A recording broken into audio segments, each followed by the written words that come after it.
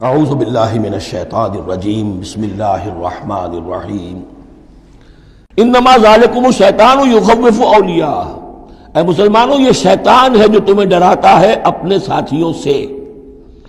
وہ چاہتا ہے کہ اس کے جو ساتھی کفار ہیں، حزب الشیطان ہے، وہ اس کا خوف تمہارے اوپر قائم کر دیں۔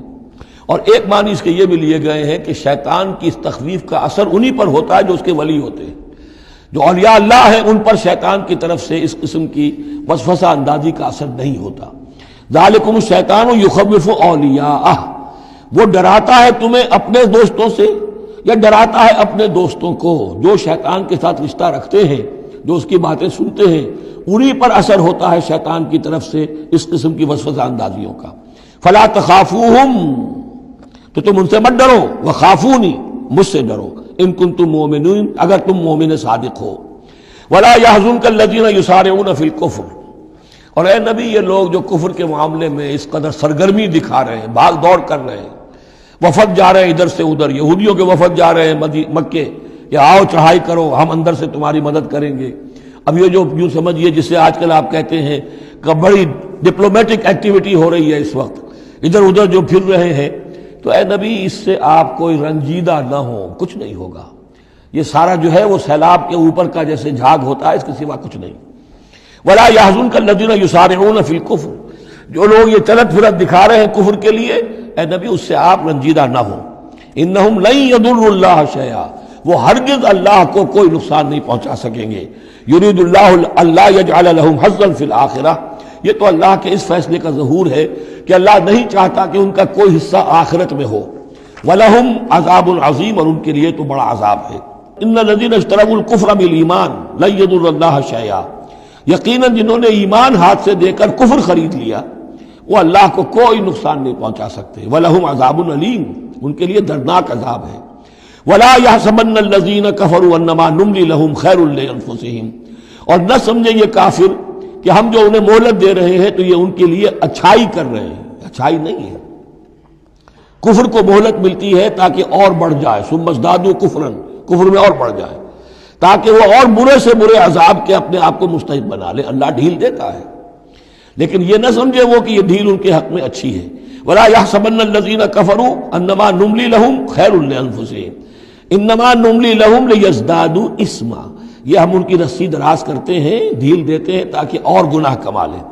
وَلَهُمْ عَذَابٌ مُّهِينٌ، اور پھر ان کے لیے اہانت آمیز عذاب ہو۔ مَا كَانَ اللَّهُ لِيَذَرَ الْمُؤْمِنِينَ، یہ آیت پھر بہت اہم آ گئی ہے کہ اللہ تعالیٰ کی طرف سے یہ آزمائشیں کیوں آتی ہیں، اپنے نیک بندوں کو، اپنے صالح بندوں کو ان تکلیفات میں کیوں ڈالتا ہے، حالانکہ وہ تو قادر مطلق ہے، آنے واحد میں جو چاہے کر دے۔ مَا كَانَ اللَّهُ لِيَذَرَ الْمُؤْمِنِينَ عَلَىٰ مَا أَنْتُمْ عَلَيْهِ، دیکھو اللہ کے لیے یہ بات اللہ کی حکمت کے مطابق نہیں ہے کہ وہ تمہیں چھوڑے رکھے اسی حال میں جس میں تم ہو، یعنی تمہارے اندر کمزور اور پختہ ایمان والے ابھی گڑبڑ ہیں، اس سے آگے بڑھ کر ابھی منافق اور مومن بھی گڑبڑ ہیں۔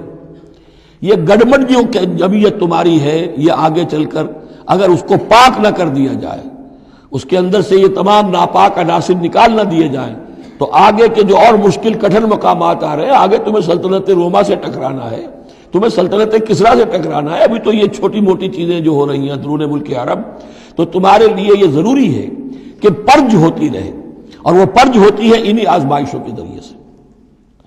ما کان اللہ لیذر المؤمنین علی ما انتم علیہ، یہ اللہ کا طریقہ نہیں ہے، سنت نہیں ہے کہ وہ تمہیں چھوڑے رکھے اہل ایمان اسی حالت میں جس پر تم ہو، حتی یمیز الخبیث من الطیب، جب تک کہ خبیث علیحدہ نہ ہو جائے طیب سے، کھل جائے۔